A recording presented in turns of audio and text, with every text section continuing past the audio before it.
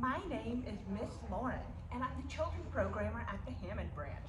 Today we have a special story time all about camping, and this is Katea, and she's a sign language interpreter who's going to be signing along with us while we read today.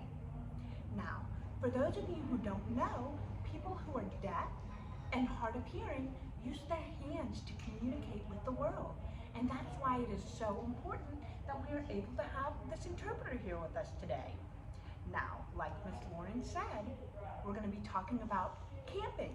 And you say camping in sign language by holding your hands out with your index finger and your pinky out, and then you put them together kind of like a tent, and then you bend them. So camping, that was great, you guys. Well, today is not just about camping, but we're going to talk about Miss Lauren's favorite style, glamping. And that would be fancy camping. Guys, you're doing great. Well, like we said, we use sign language to communicate with the world with our hands. So let's start by singing our ABCs. And we're going to start with the first letter A, and you make a fist with your thumb on the side, just like that. Very good. All right, here we go. A, B, C, D, E, F, G, H, I, J, K, L, M, N, O, P, Q, R, S, T, U, V, W, X, Y, and Z. Now I know my ABCs. Next time, won't you sing with me? Great job. Well, the first book we're going to read today is called A Camping Spree with Mr. McGee, and it was written by Chris Van Dusen.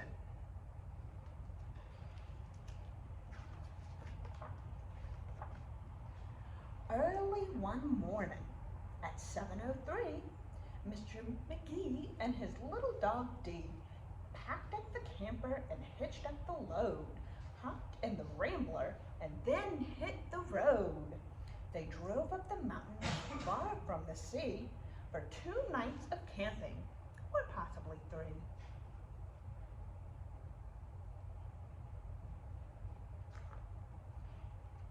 There's nothing like camping, said Mr. McGee.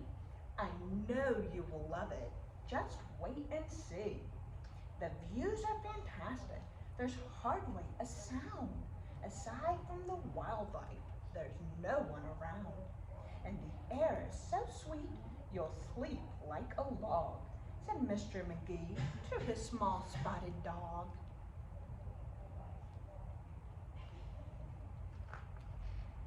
A few hours later, they took a sharp right and found a great spot to lay camp for the night. It was high on a hill with a beautiful view of Mount Adams, Mount Lincoln, and Jefferson too. But perhaps the most wonderful feature of all was the brook that ran over a steep waterfall. Dee gathered pine cones and branches and logs.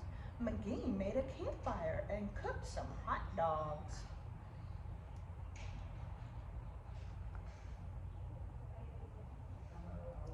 As the embers went out, they felt tired and dozy, so they climbed in their beds, all comfy and cozy. But while they were falling asleep with care, along came a stumbling, bumbling bear. A kindly old bear whose sight wasn't so clear. He couldn't see far, and he couldn't see near. But he could smell marshmallows, sticky and sweet. The smell made him hungry.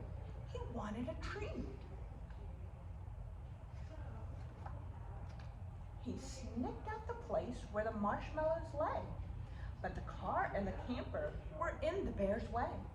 Yet that didn't stop the sneaky old snitch. He simply tried squeezing right under the hitch.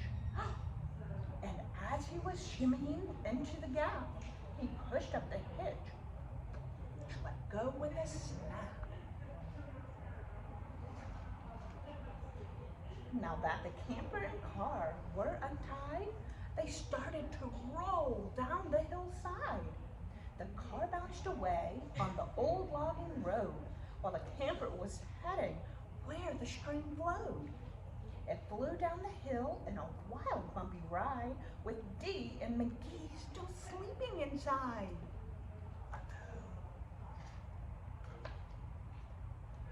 They were snoring and snoozing, enjoying a dream, when a splash hit the camper right into the stream.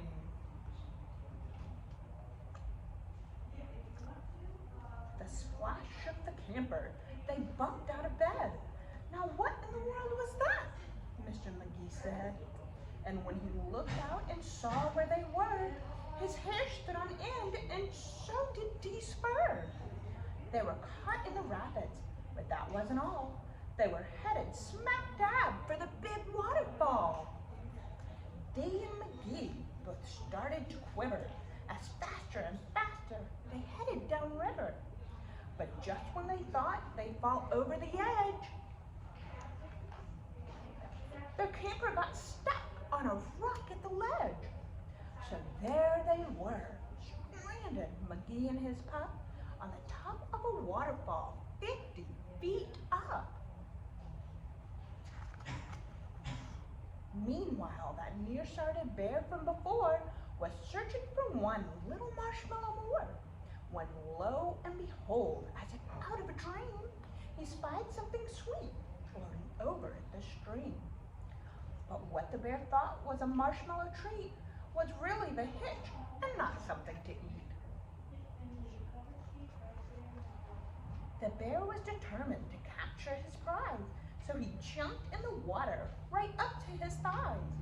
He splashed through the stream to the edge of the fall and snatched up the trailer hitch, camper and all. Dee felt a tug. McGee heard a knock as the bear pulled the camper right off of the rock. He dragged them both all the way to the bank when he realized the hitch was not sweet, but rank.